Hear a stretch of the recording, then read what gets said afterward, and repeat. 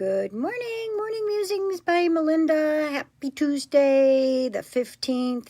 Did you notice that on the 21st that we have a beautiful star that's going to light up the sky like the Star of David, first time in 800 years or something, or maybe 80 years. I can't I don't know. In a long time, the star is going to be there.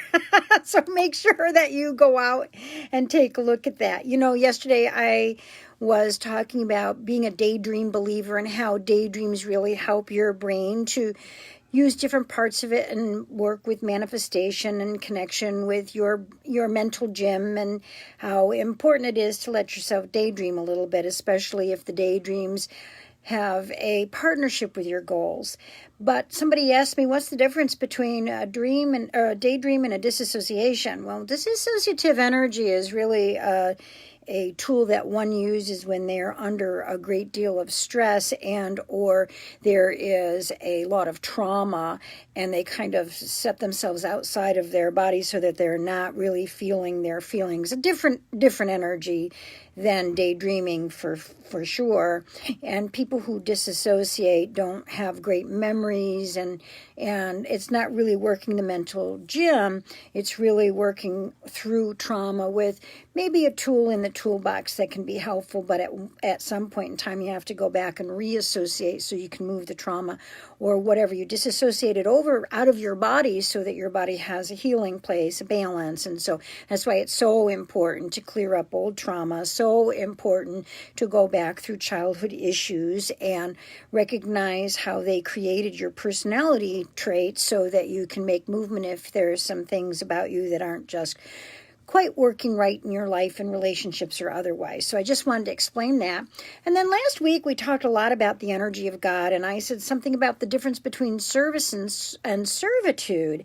And Bill said, well, that was an interesting subject and he would like to hear more about it.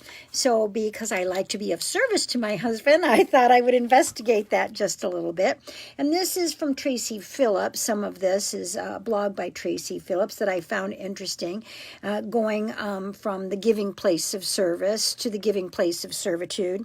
I definitely feel like I want to be of service to you, which is why I do these morning musings every day, and why I spend time looking at the comments and trying to comment back if necessary, or to send you positive energy or prayers or connectiveness, or just to say I'm sorry for you feeling low, and just some kind of a human connection. And I feel that is being of service. I do not feel like I'm in servitude over it, because when you are giving and serving and you feel less than in any way, that's when it turns into a pattern of perceived servitude.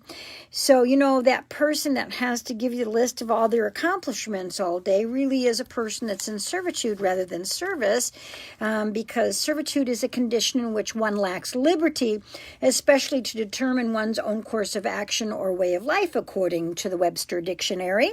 And so somebody in servitude often wants to make sure that they are being acknowledged for their accomplishments, and someone in service just wants to do it out of something that is a heartfelt situation. If you are coming from a place of keeping score, then you're in servitude. Service is an act of helpful activity, a pattern that's based on an internal experience that allows your perspective and your perception to feel good about what you're doing in connection with other people.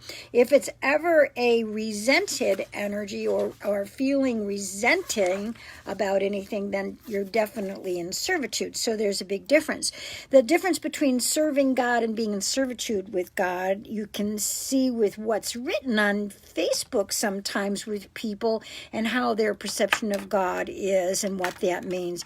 Because if you're in service of God, you're speaking about God without judgment and condemnation of others or criticism or telling somebody else how to have a faithful connection or whatever. That servitude of God comes with the idea that, you have to beat yourself up over everything and beat other people up over everything. That's not really being of service.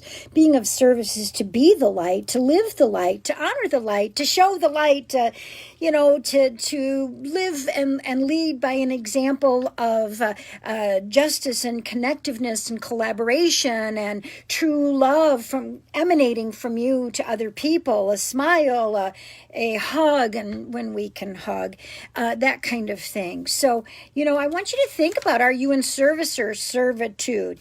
Christmas is a time of year that I love to be of service. It makes me so happy. I don't buy gifts for other people. I buy gifts because it delights me when other people like what I have been able to think of or do. I'm making a couple of, I can't tell you what I'm making Bill because he's sitting behind me, but I'm actually making him something this year that I think he's going to find delightful. Last year, Bill made me the most wonderful Christmas gift, a letter from Santa. And he went and talked to my sister and my kids, and he found memories of my childhood and things that the kids had gotten at Christmas time, as Santa wrote me this letter that I was a very good girl. It really was such a sweet, thoughtful gift. That's service and doesn't cost anything, right? So there are 15 simple traits that I want to share with you of a truly good person, and it's truly good people that act out of service rather than servitude. And this is an article by Kyle Robbins. Number 1, they are honest in relationships. Relationships are stressful. They put a strain on people, but honesty is a very complicated thing in a relationship. You can cheat on people all kinds of ways, not just with infidelity, is our idea of what cheating, but we can cheat people out of our time. We can cheat people financially by not, by spending money that your partner doesn't know about, or, there's all kinds of ways that you're not honest in a relationship. If you're in service of your partner, then there is 100% honesty and forthrightness and a give and take that allows for trust to be fostered in every way. Number 2, they compliment others when deserved. Somebody's in service compliments people that deserve compliments. They're not afraid to do that. They don't hold that stuff back. And I don't know about you, but I compliment strangers all the time. I don't care what people think. If I see that you truly have beautiful eyes, or there's a light emanating from you, I'm going to comment on that. Number 3, they call their parents regularly. Yes, Jason, this is something that was written by Kyle Robbins. I didn't make it up just to say call me more often. Gosh, I miss my son, Jason. He and I haven't seen each other since the start of the pandemic. Number 4, they are polite. Yeah, polite is relative, because sometimes I feel like I'm pretty rude because I'm from the East Coast. And when I talk to somebody else from the East Coast, it seems normal. But sometimes people from other parts of the country think that it's not so polite. Number 5, they are kind to everyone. Number 6, they are generous with their belongings. Number 7, they remember their manners. 8, they think of others. 9, they go the extra mile. 10, they are kind to loved ones. 11, they smile.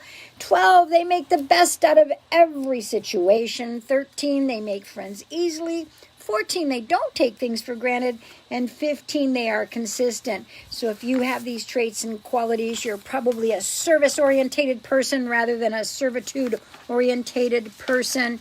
Remember, servitude comes with resentment and the idea that you have to prove yourself to someone, and service means you're just doing it because you honor that energy and yourself and the others. So, listen, Patty Kincaid, I am happy to see you on here. Hi, Julie. How are you? Mary, it's nice to see you. Monica, it was so fabulous to see you on Sunday. I was so excited to see you. Haven't seen you in so long. Anyway, I hope you guys have a great Tuesday. I know I'm getting my hair done. Look at it. It's really shaggy. So you'll see me with a bright, happy smile and a brand new hairdo tomorrow. Have a great day.